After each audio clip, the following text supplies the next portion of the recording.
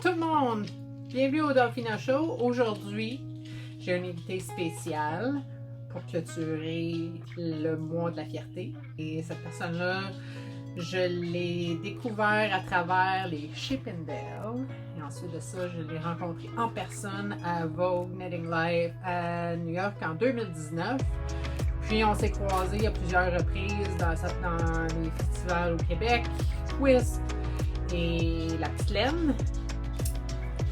Lui, c'est aussi un des instigateurs de Twist X. Et cette personne est nul autre que mon ami Jean-Philippe Clich. Alors, j'espère que vous allez aimer mon premier épisode en français avec Jean-Philippe. Continuez à regarder.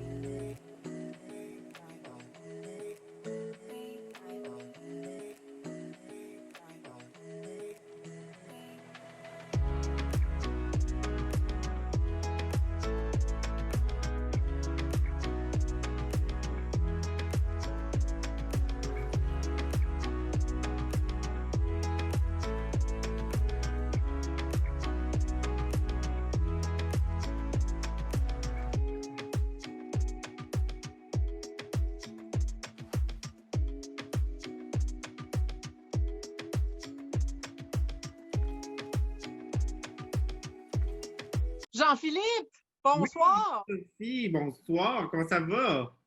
Ça va, toi? Très bien. Comment tu te sens en ce moment, Jean-Philippe? J'aimerais ça me sentir mieux. Je me sens bien, mais j'aurais aimé ça qu'on fasse ça face à face. Il me semble que ça aurait été plus le fun, là, tu sais, avec un petit drink, puis je sais pas, ça aurait ajouté, mais on fait ça avec ce qu'on peut, hein? Ben, ma prochaine question enchaîne un peu le début de la première.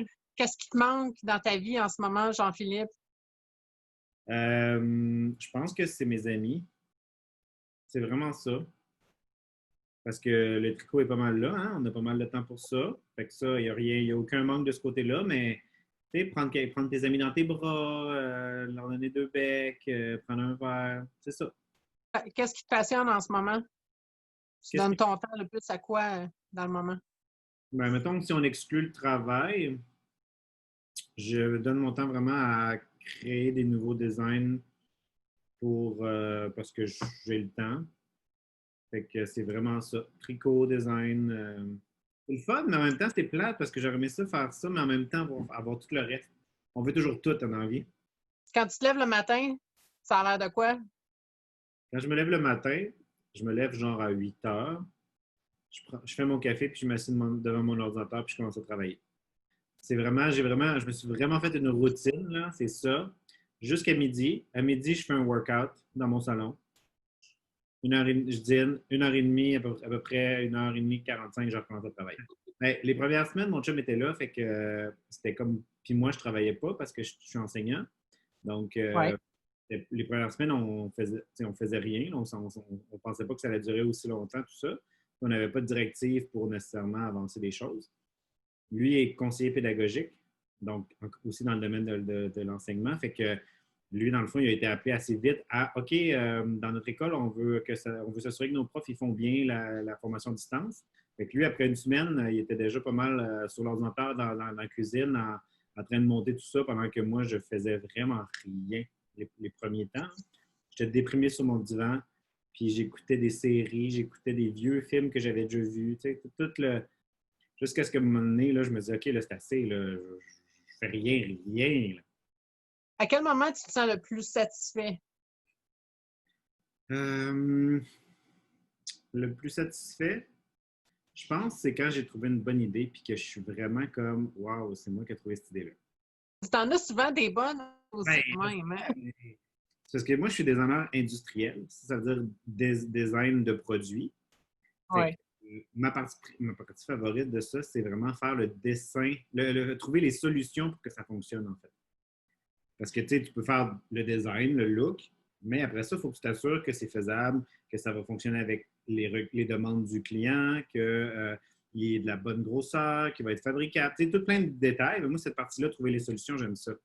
Fait que quand je trouve une bonne idée de design, pour moi, je suis vraiment comme yes. Et quoi les couleurs autour desquelles tu gravites le plus? Ben, honnêtement, là, c'est drôle parce que ma mère elle m'a demandé ça l'autre jour, puis j'étais comme, tu veux ma couleur favorite là, aujourd'hui ou dans une semaine ou v'là 2 mois? Parce que j'ai eu une longue passe gris, mais là, je suis rendu avec des couleurs pas mal plus flash depuis 1 an à peu près. On dirait que j'ai besoin de. Je suis tanné de tricoter des choses. Tu sais, c'est le fun, là, du gris, mais des fois, je suis tanné, là. Fait que j'ai du jaune, fluo, du orange. D'ailleurs, je suis en train de faire un petit chandail ici, là, avec un super motif. Un petit orange tout délicat. Quand même. Ouais. Puis surtout, pas de brun. Ben, c'est ça qui arrive. Je vais te surprendre là, mais je vais acheter une chemise brune. Pour vrai? C'est un brun mauve, par exemple. Quand même. C'est ça, il est brun prune, mais il est quand même brun, puis j'ai même acheté des sandales qui vont avec. J'ai dit ça dépend quand, parce que des fois, j'ai des passes où jaillit une couleur où je suis plus capable. Tu sais, je ne vais jamais penser, maintenant je vais aller acheter de la laine, là, je ne vais jamais dire, ah, je veux du brun. Jamais. Mais peut-être qu'il va noter, peut-être qu'au bout, à force de penser à ce projet-là, je vais prendre un brun gris, je vais prendre. Mais bon, ça me surprendrait, là, mais peut-être. C'est un lève-tôt ou un oiseau de nuit? Je suis un oiseau de nuit. C'est un oiseau de nuit. Ah oui, dans la Fait que photo. tu en as parlé un petit peu, mais so, à part de designer, tu es un designer des vêtements comme. Ouais, un designer industriel de formation. Puis, mais j'ai fait pas mal de choses. J'ai fait des produits, j'ai fait des bijoux aussi. J'ai designé pendant 5 ans les collections pour hommes de Caroline Néron. Je ne sais pas si ça vous dit quelque chose. C'était une chanteuse, puis une actrice. Dans les 90, 2000. Elle avait sa collection de bijoux. Mais, mais c'est moi qui faisais les designs de ses bijoux pour hommes, de ses montres, puis de ses projets spéciaux. Tu es enseignant, right? J'enseigne le dessin industriel Cool. en formation professionnelle. Toi, tu étais un modèle ou une inspiration, quel serait ton mantra? Je ne sais pas exactement ça veut dire quoi mantra, dans le sens que tu veux que je te dise genre une phrase ou un mot. Puis que tu aimerais que les gens te connaissent pour cette phrase-là, mettons. Ouais. Ben, moi, ça serait partage tes connaissances. Parce que honnêtement, je le dis souvent dans des entrevues ou même quand j'ai l'occasion et que ça vient sur le sujet, mais quand ça m'est arrivé de contacter Julie Asselin, là, peut-être 6 ans, 7 ans, parce que j'avais une collection de tricots à moi que je faisais des gros cols, des trucs chunky, puis je les vendais. Fait que je voulais avoir, j'aurais aimé ça avoir une laine teinte ici, mais fait que j'ai contacté Julie, puis je me rendais compte que le prix qu'elle me le vendait au cost était beaucoup plus cher que ce que je pouvais me permettre pour pouvoir avoir un prix raisonnable, vendable à la fin. Mais Ouais. me partager des ressources infinies, genre je la remercie comme je ne la remercierai jamais assez. Puis elle m'a dit un jour, elle dit, tu sais, Jean-Philippe, elle dit, si quelqu'un vient te voir et qui te demande quelque chose, qui te demande où tu trouves tes laines ou whatever quoi, ça, pas que ça sert à rien de mentir ou de ne pas y dire, mais c'est bien mieux de partager comme ça. Tu te fais un ami, first. Puis en plus, cette personne-là ne va pas vouloir te copier. Là. Tu as donné tu as donné une information super importante qui est compliquée à avoir généralement.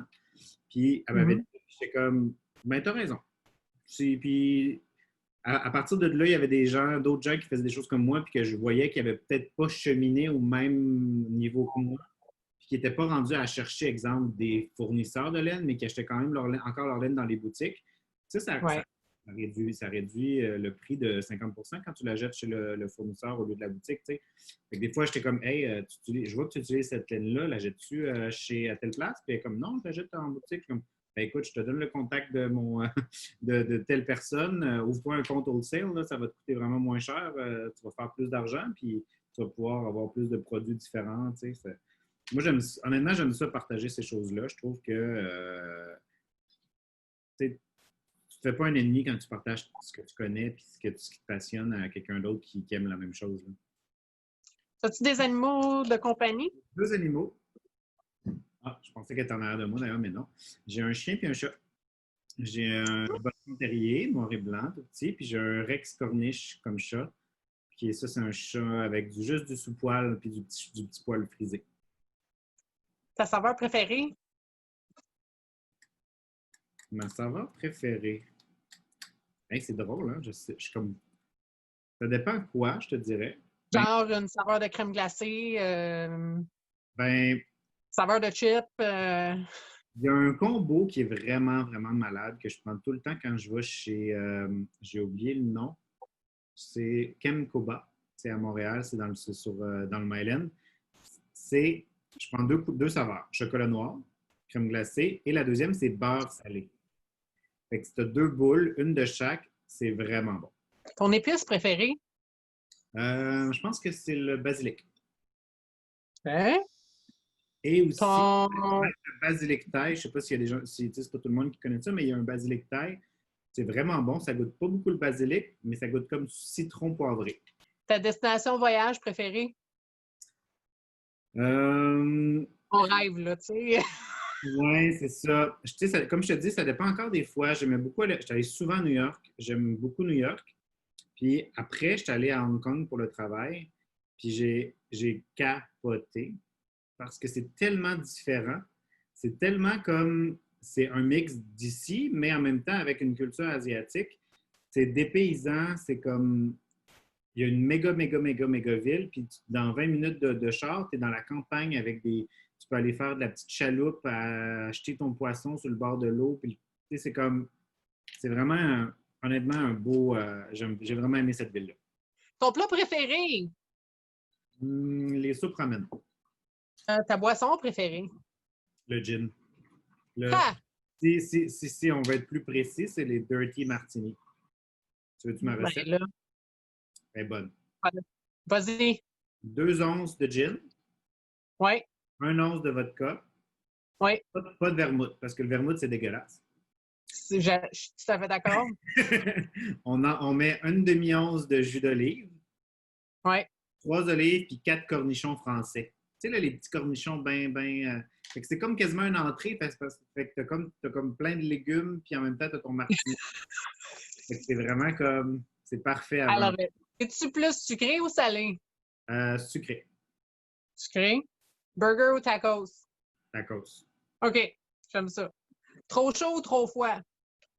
Euh, la température, Peu importe. Première affaire qui vient en tête. Trop chaud, trop froid. trop chaud. C'est quoi ta combinaison d'ingrédients sur une pizza? C'est assez standard. Ben, pas standard, mais c'est toujours ça que je prends. Oui. Bacon, oignon, olive noire, puis, hein, Ben, c'est sûr, des olives noires quand même. ça, puis un filet de miel. Si tu veux avoir un rendez-vous, un souper ou une date avec peu importe c'est qui, mort ou vivant, ce serait qui? Euh, je pense que j'irais avec Kylie Minogue, la chanteuse. Ouais? Une chose avec laquelle tu peux pas vivre sans. Ben, c'est sûr que je dirais le tricot, là, parce que ça tous les jours. Hein. Ton animal spirituel. Et pourquoi? Je pense que c'est le cheval. Parce que c'est comme. C'est calme. Je trouve ça majestueux. Puis, je sais pas, on dirait que ça sent les choses venir. Fait que j'aimerais ça penser que je sens les choses venir. Si ta vie était un film, ce serait quoi le titre? C'est drôle, hein? Celui-là, il n'y a rien qui me vient en tête. Si ma vie était un film, j'ai juste Rock'n'None en tête, mais ma vie n'est pas. Je suis loin de m'enfuir de gangster puis rien de tout ça. Mais.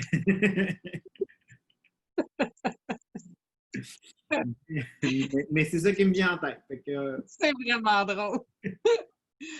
Quel mot tu utilises trop? que j'utilise trop, genre. La meilleure leçon que tu as apprise d'une œuvre de fiction, soit un livre ou un film.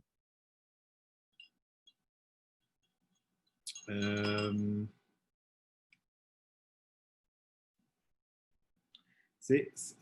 l'affaire là-dedans, là, c'est qu'à chaque fois qu'il y a quelque chose que j'apprends, je me dis, oh mon Ouais. Dieu, il faut que je m'en rappelle tout le temps, puis j'oublie tout le temps.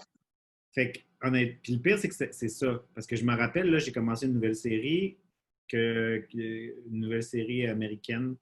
Puis je me rappelle que dans un des derniers épisodes, il s'est passé quelque chose. C'est comme, oh mon Dieu, c'est sage, ça. Faut que je m'en rappelle. Puis je m'en rappelle pas. Fait que, je sais pas. Je pense que ce que j'aurais appris, c'est d'essayer d'avoir une meilleure mémoire. Où tu vas quand tu as besoin d'être seul? C'est vraiment rare que j'ai besoin d'être seul, honnêtement.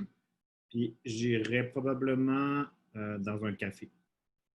Quelle serait une chose que les gens seraient surpris de savoir sur toi? Que ben, mes amis le savent, là, mais non. Je sais pas comment le dire, ça. J'ai été longtemps, j'ai été longtemps hétéro. Puis souvent, quand je compte des histoires de quand j'étais hétéro, c'est tout le temps des histoires super gays. Genre, quand j'étais hétéro, ma blonde m'a mis des extensions capillaires. Fait que ma photo du secondaire, du cégep, j'ai des rallonges dans les cheveux. Tu sais, comme il n'y a pas un hétéro qui se ferait mettre des rallonges. Là, C'est trop drôle. La dernière personne à qui tu as texté? Amélie P. Bédard. C'est drôle, hein? J'ai choisi cette question-là, puis je savais que ça allait être ta réponse. Ta chaîne YouTube préférée? Ma chaîne YouTube préférée, je ne sais pas c'est quoi le nom. C'est un humoriste, parce que je ne suis pas bon avec les noms, mais c'est un humoriste. Ben, oui, je veux dire un humoriste gay parce que ses sketchs sont toujours ultra gays, mais c'est ultra drôle. Il faudrait que je te retrouve le nom et que tu pourras le mettre en lien en dessous du vidéo. Mais c'est tout le temps, c'est ça, c'est tout le temps vraiment, vraiment drôle. C'est en anglais. Puis c'est joué tout le temps un peu avec les clichés, mais de façon assez intelligente, je trouve. Et ton podcast préféré? Mon podcast préféré, c'est. Un peu, comme je dis, j'ai pas vraiment je vais dire celui que j'ai écouté en dernier pendant que je cherche l'autre. Le dernier que j'ai écouté, c'est Woke or Whatever. OK. C'est deux Montréalaises qui sont noires, puis qui parlent de racisme. Puis le premier épisode, c'est le racisme 101. Puis c'est vraiment bilingue, c'est full montréalais. C'est vraiment très. C'est comme, tu sais, ça passe de un à l'autre. C'est vraiment bien dit. Puis en écoutant ça, je trouvais ça un petit peu décourageant parce que je me rendais compte que je n'étais vraiment pas éduqué. Mais au moins, ça m'ouvre justement le fait que justement, je n'étais pas éduqué pour comprendre différents enjeux que je ne comprenais pas nécessairement. Puis le podcast que j'aime beaucoup, c'est Inside the Closet. C'est deux humoristes qui parlent, sont en anglais, sont à New York. Puis c'est souvent des sujets relativement de la vie normale. Là. Tu sais, c'est comme plus de tous les jours, mais qui finissent toujours par être quand même intéressant d'entendre des personnes parler de ça. Un aller simple vers Mars. Voilà. Qu'est-ce que tu apporterais dans ta valise? Oh, Voilà. allô! C'est le petit chat. Allô! C'est Agathe. Oh, allô, Agathe. Qu'est-ce que j'amène dans ma valise? Donc, c'est sûr qu'il va y avoir du tricot. Je vais probablement amener de la petite laine parce que je vais vouloir que ça dure longtemps. Il va y avoir de la musique, puis bien des batteries pour pouvoir que j'en écoute parce qu'honnêtement, j'écoute de la musique tout le temps. Tous les jours, toute la journée, le soir. Meilleure mauvaise décision que tu as jamais prise? Mauvaise décision dans le sens que c'est bad, mais ça fait du bien. Ou la meilleure mauvaise décision, tu pensais que c'est. Mais, tu sais, en fin de compte, ça a eu du positif, là, finalement. J'ai vraiment une mauvaise mémoire. Non, c'est juste parce que je vois mon chien qui est en train d'essayer de sauter sur une grosse bébête de même. Là, je suis comme, non, Jackie, il va te faire mal. Mon chum s'en occupe. OK. La meilleure mauvaise décision, honnêtement, je ne sais pas. Il n'y a rien qui me vient en tête. Quelque chose de positif qui t'est arrivé aujourd'hui ou cette semaine? On a pris, moi, je travaille je travaille pas pour Twist, là, mais on travaille ensemble pour un projet qui s'appelle Twistic. Puis on a pris une décision éclairée aujourd'hui, puis je suis bien content. Mais je ne peux pas vous dire c'est quoi. Qu'est-ce que tu fais pour te calmer quand tu es en colère? Le mieux, c'est vraiment que je reste tranquille. Pas que je reste tranquille, mais tu sais, comme que je m'isole un peu. Je m'isole, puis j'essaie de voir. En fait, moi, c'est rare que je suis en grosse colère, là, mais parce que j'essaie Ça pas. arrive. Ça arrive, mais j'essaie souvent de voir comme qu'est-ce, tu sais, comme le bon côté, qu'est-ce qui se passe, OK, mais d'essayer d'analyser qu'est-ce qui va pouvoir en sortir de tout ça. Qu'est-ce que tu détestes le plus payer? Des comptes. Genre le téléphone, le maudit cellulaire, ça coûte si cher pour si peu. Je suis d'accord avec toi. Oui, là, il me fait encore plus chier de le payer pendant que je suis ici parce que j'ai pas besoin de payer toutes ces données-là que j'utilise pas. C'est quoi la chose la plus ridicule que tu as achetée? Je suis bon là-dedans, là. Parce que dès qu'il y a des nouveautés, moi, je veux les essayer. Puis souvent, c'est des nouveautés, c'est ridicule. Je pense que c'est un petit outil pour enlever la cire d'oreille. T'es-tu plus chandail ou un sweatshirt à capuchon? Un hoodie? Je suis plus chandail. Qu'est-ce qui était cool quand tu étais jeune, mais qui est plus vraiment cool maintenant? Je dirais la simplicité, dans le sens qu'il n'y avait pas de souci, tu sais, de rien. Euh, je dis ça parce que là, on essaie de trouver des vacances d'été, puis je me disais, qu'est-ce que je faisais donc quand j'étais jeune l'été? Puis je suis comme, ben, je faisais rien, mais c'était le fun pareil. Puis là, on dirait que faire rien, c'est plus le fun. C'est dur de trouver le fun dans. Tu sais, c'est rendu dur de trouver le plaisant dans les choses simples. C'est ça que je pense que c'est ça que je veux dire. C'est quoi ton pire exemple de procrastination? Oh, je suis si bon là-dedans, là. Je dirais qu'en général, quand j'écris un patron, surtout un patron long, mettons un chandail, là, je suis vraiment, je suis vraiment, j'avertis les testeurs un peu à l'avance en leur disant, ben ça va venir en partie. Parce que je suis pas capable d'écrire le patron au complet, je trouve ça, j'haïs trop ça. Là, j'écris une partie. Là, je l'envoie. Là, j'écris une autre partie. Là, mon dernier chandail que je suis en train de faire tester, j'ai 4 parties, mais là, la dernière, c'est la dernière, mais il a fallu que je me botte le cul pour le faire, parce que je me disais, ah, là, il faudrait que je l'envoie. Il y en a qui ont fini les 3 parties, il faut bien qu'ils fassent les manches, eux autres. Mais j'aurais comme procrastiné à l'infini. Si tu pouvais donner un conseil à un Jean-Philippe de 13 ans, qu'est-ce que tu lui dirais? Essaie d'être moins paresseux. À ton avis, qu'est-ce qu'on devrait moderniser? La chose qu'il faudrait moderniser, c'est les syndicats.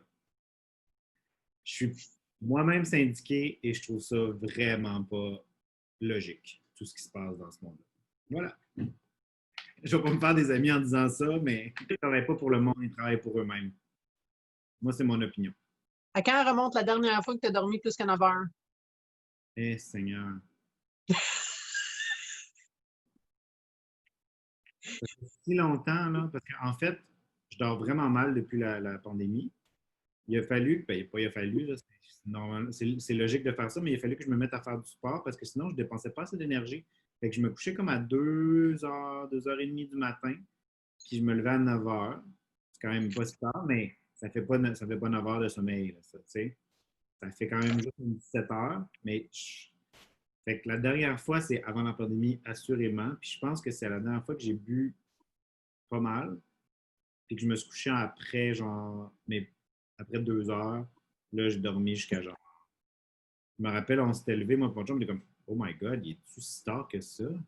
Toi, le designer, quelle tendance tu penses qui va durer longtemps? En tricot, En général.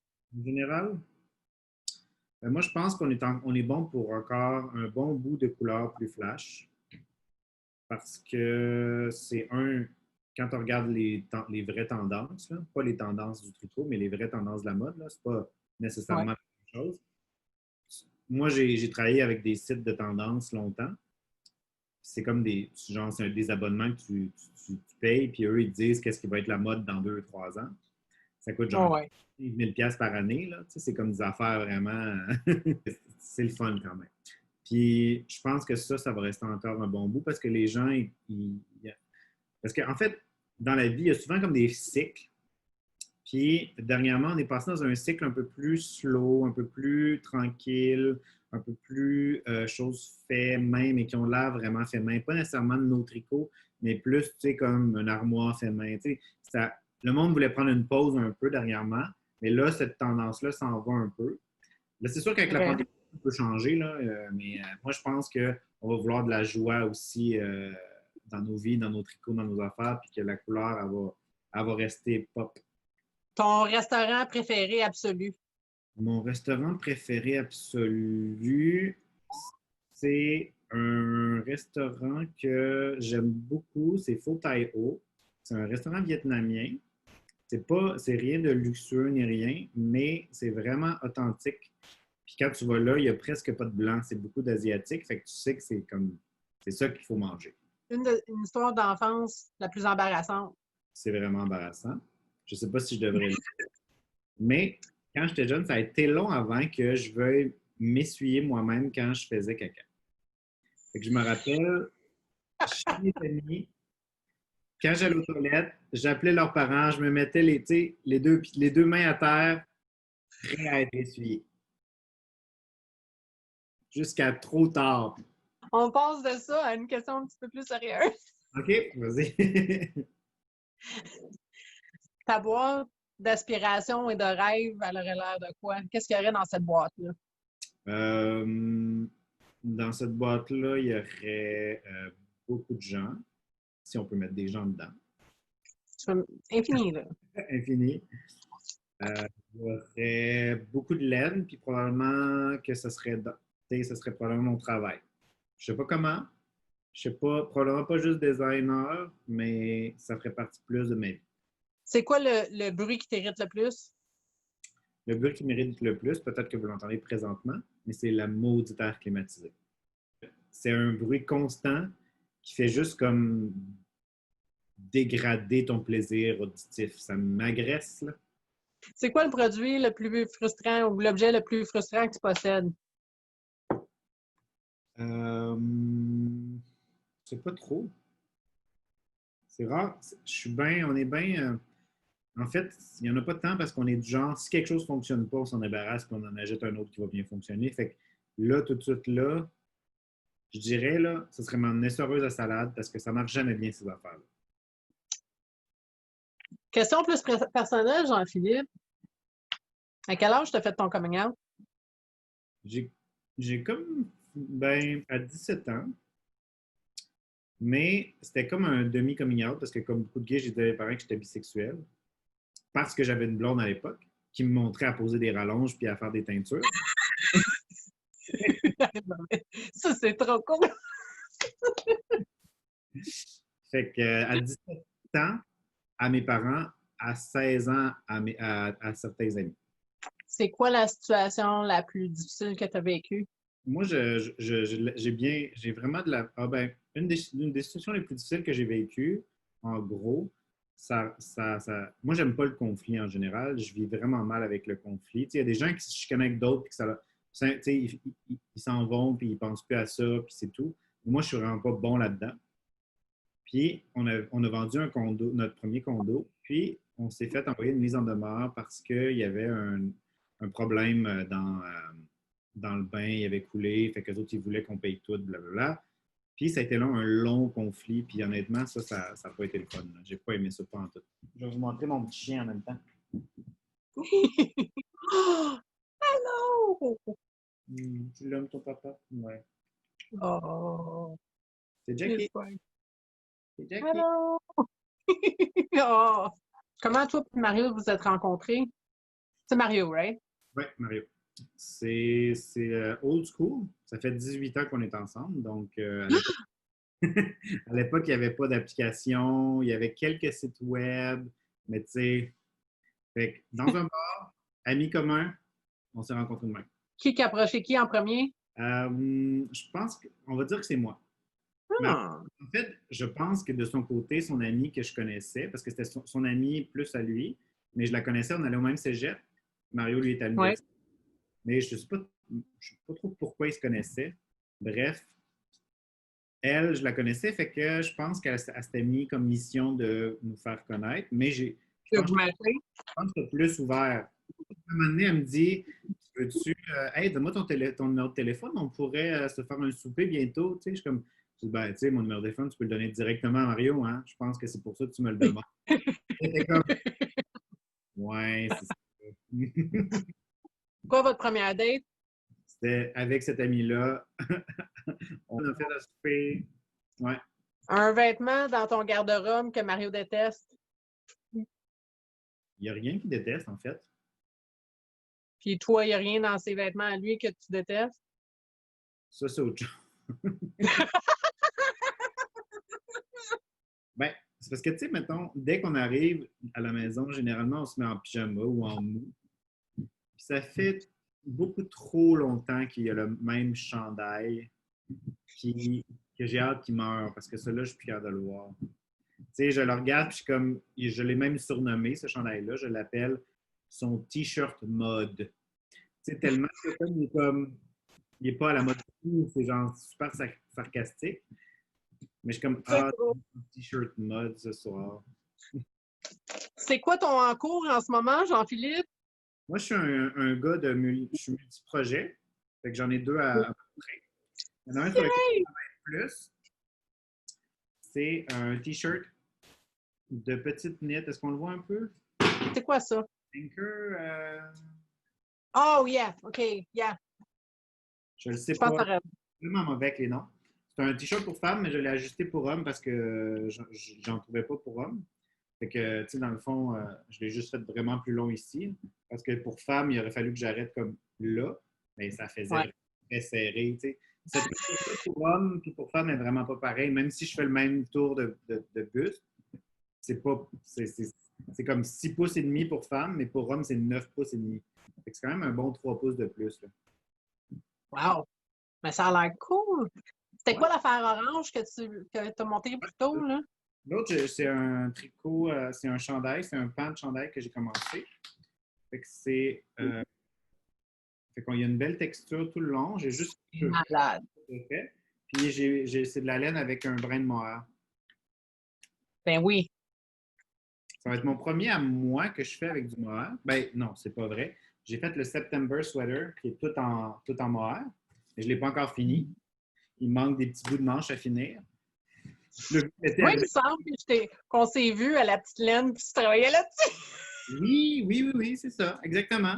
Je commençais, je pense. Ouais, t'étais pas loin, là. Il y avait Non, vraiment pas grand-chose. parce que là, c'est ça. Après ça, je ne pouvais plus travailler dessus pour vraiment longtemps parce que j'avais trop de projets avec des deadlines. Fait que je l'ai comme repris. Je l'ai repris quand? Hey, je l'ai repris un peu avant Noël, puis Il dernièrement. me semble que tu en as parlé dans le podcast avec Amélie à C'est un ça. moment donné, genre en décembre, janvier, là. Ouais. Il en reste pas long, mais j'ai été obligé de modifier les manches big time parce que c'était comme pas beau ce type de manche-là sur un homme, là. Ça faisait trop chandail des années 80, mais pas cool. Fait que là, ma manche, à part de là, elle fait comme poup, tout de suite une diminution pour être comme serrée au niveau du bras, mais ça paraît pas trop. Je le regarde et comme, oh, c'est bizarre. Mais quand je le porte, quand tu le regardes à Quand la tu plus, portes le mec.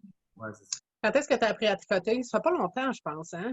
Ben, ça fait 10 ans. Au moins 10 ans. En fait, ça fait un peu plus que 10 ans, quasiment 11 ans que j'ai appris sérieusement à tricoter, mais quand j'étais jeune, ma grand-mère Carmen, elle m'avait montré, je me rappelle, mais je sens que je continue par moi-même chez nous.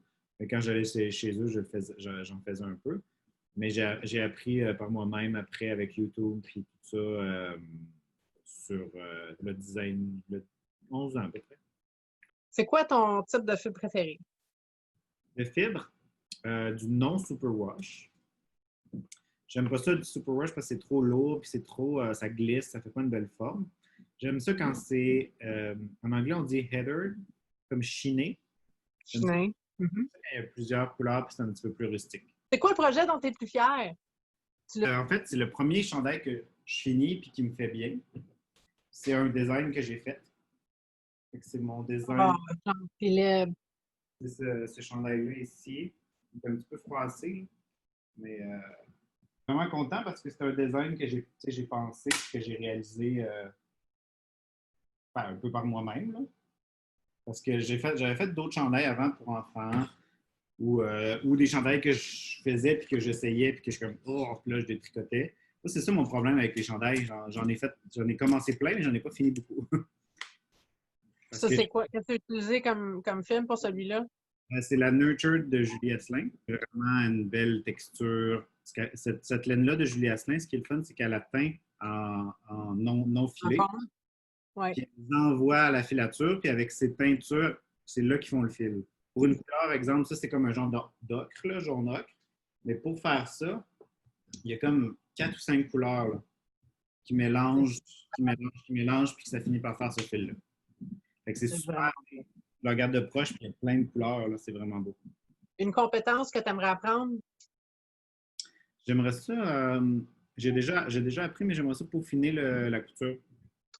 Si tu avais un budget infini, ce serait quoi les 5 premières choses sur la liste? Je m'achèterais une maison avec une piscine creusée et une piscine intérieure, tu sais, tant qu'à y être. Quand même.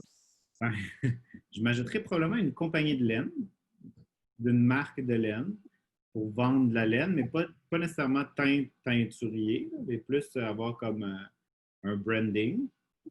Après ça, je peux pas m'acheter une auto parce que j'ai pas de permis. Ah! Tu aurais un chauffeur. C'est vrai, je pourrais me payer un chauffeur. Je l'ai déjà, c'est Mario. Dans le cadre de festival fibreux, c'est quoi ton meilleur souvenir? Je pense qu'un de mes plus beaux souvenirs laineux, c'est quand on a fait notre podcast, on a enregistré notre premier podcast officiel finalement. C'était pas vraiment un podcast, mais c'était une entrevue. J'avais vraiment beaucoup aimé ce moment-là. Puis c'est là que notre amitié est venue encore plus grande. Puis c'est là après ça, on a décidé de faire un podcast parce qu'on avait aimé l'expérience de parler d'un sujet et d'approfondir. Ouais.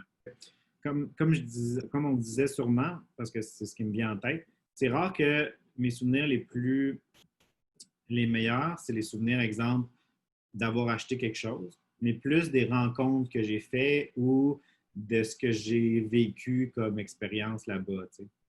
Parce qu'au bout du compte, les 3 balles que tu as achetées, tu vas les tricoter, tu vas les oublier, mais pas tes nouveaux contacts, les nouvelles personnes avec qui tu Des as. nouvelles amitiés. Puis... Ouais, c'est ça. Quand tu designes, c'est quoi ta plus grande inspiration? Ma plus grande inspiration, c'est en fait, je design souvent avec des couleurs en premier. Puis après ça, ce que j'aime faire, c'est d'essayer de recréer quelque chose qui n'est pas en laine, mais de le faire en laine. C'est bizarre, hein, comme j'explique ça. J'aime ça quand c'est quelque chose qui n'est pas trop commun, puis qu'en même temps, ça a l'air super simple.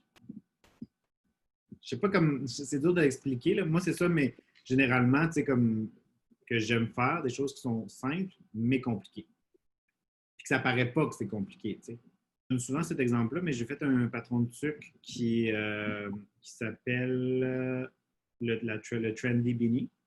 Puis j'ai pensé vraiment, vraiment longtemps à mes diminutions. Puis je trouve que c'est ça qui fait toute la différence d'une tuque. C'est comment il diminue. Puis c'est une tuque simple, c'est une tuque en côte 1-1. Fait que c'est rien de fancy, mais j'aime vraiment la recette que j'ai trouvée pour que ça ressemble quasiment à une tuque achetée. J'aime ça quasiment quand j'ai un tricot et que les gens ne sont pas sûrs si je l'ai fait ou je l'ai acheté. Encore une fois, but fini, tu pouvais te payer un voyage de film, tu irais où? Quel endroit tu visiterais? En fait, je ne sais pas s'il y a des choses à visiter pour ça là-bas, mais je sais qu'il y a beaucoup de choses qui se passent en Australie côté mouton. Je ne sais pas si là-bas, il y a comme des festivals ou des choses à faire, mais ce serait le fun parce que, l'Australie, c'est tellement loin, ce serait le fun tant qu'à faire un voyage, aller là puis faire ça. Mais sinon, c'est comme dans les pays scandinaves, là, comme Petite Nit à Viens, là, ils ont comme l'air d'avoir d'autres sortes de façons. Il y a ça dans les épiceries. Comme j'aimerais ça voir ça. Comme aller acheter du pain puis pouf, 2 balles de laine tant qu'à y être. Je te déroule le tapis rouge. Parle-moi. Ben, en fait, j'ai comme plein de projets. Il y a un gros projet qui m'occupe pas mal de ce temps-ci. C'est l'année passée, on avait fait ça aussi avec le Festival Twist. On avait fait Twist X, ça s'appelait. C'était comme. Puis X, c'est pour Twist, comme c'est un X, comme si on fait une multiplication, donc fois. C'est Twist X Designer. Fait que c'est Twist fois les designers. Puis l'année passée, j'avais fait ça dans l'optique que. Parce que Twist, c'est le fun, on pouvait aller acheter de la laine, mais il n'y avait pas tant d'activités pour rencontrer tes designers préférés.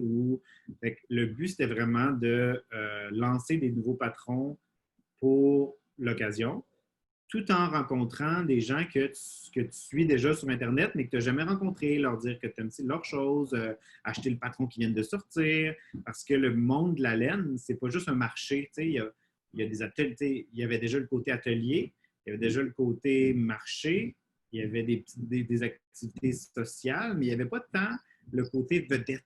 T'sais. Je dis vedette, là, mais parce que des fois, j'ai des amis qui me disent oh, mais toi, tu es une vedette. Puis je suis comme oui, je suis une vedette. J'y crois comme pas. Là, je ne suis pas vraiment une vedette. Là. Je suis un peu plus, je suis peut-être plus connu, déjà un peu connu, mais là, de là à dire que je suis une vedette. Mais moi-même, je le dis de d'autres designers, je dis, mais ça, c'est une vedette du design ici. Puis c'est drôle parce que moi, je dis non, je ne suis pas ça, mais je le dis des autres. Bon, c'est une contradiction. Bref, le but, c'était de venir rencontrer tes vedettes que tu aimes, puis d'avoir un nouveau projet qui sortait en même temps que ton festival favori. Puis là, ça revient cette année. Fait que même si c'est virtuel, on le fait quand même. D'ailleurs, tu en fais partie avec Émilie. Avec Émilie Vizina. Puis,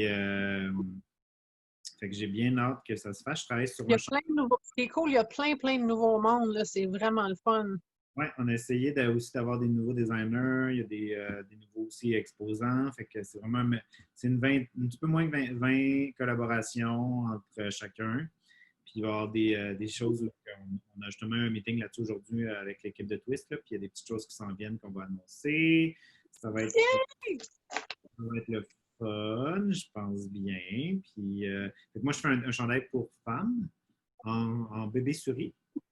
Fait que, avec des gros color blocks. Donnes-tu le scoop avec quel film? Avec la clémence de Emilia et Philomène. Je l'ai déjà montré sur mes réseaux sociaux. Donc, il n'est pas encore fini parce que je suis procrastineux. Oh! Mais on peut voir ici que ça sent bien bien. Fait que c'est un chandail là, en color block. Puis on voit à côté, là, on ne le voit pas bien, mais il y a comme une ligne aussi de la même couleur. Puis c'est ouvert de chaque côté. Wow! C'est bien le fun! Au niveau du côté, c'est ouvert comme ça. Je sais fermé jusqu'à la ligne comme ça. Puis après ça, c'est ouvert. Puis c'est en clémence. Fait que c'est du bébé souris doublé. C'est vraiment beau, Jean-Philippe.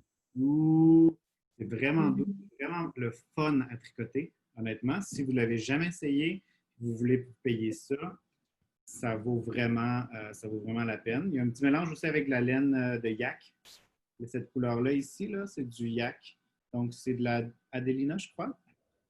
OK. Fait que c'est De vraiment... toute façon, je vais prendre les informations, Jean-Philippe, on les mettra dans la description aussi. Ouais. Yay! Vraiment doux. Fait que je travaille pas mal là-dessus. Puis je vais travailler aussi. L'année passée, j'avais sorti un patron pour enfants à Twistix. Puis je vais commencer probablement la semaine prochaine à faire la version adulte. Nice! Quand même pas mal de demandes. Puis Amélie, puis moi, on a décidé qu'on retravaillait ensemble pour ça. Fait que je le fais avec sa laine, une nouvelle base qu'elle va sortir. Wouhou! Pas encore connue.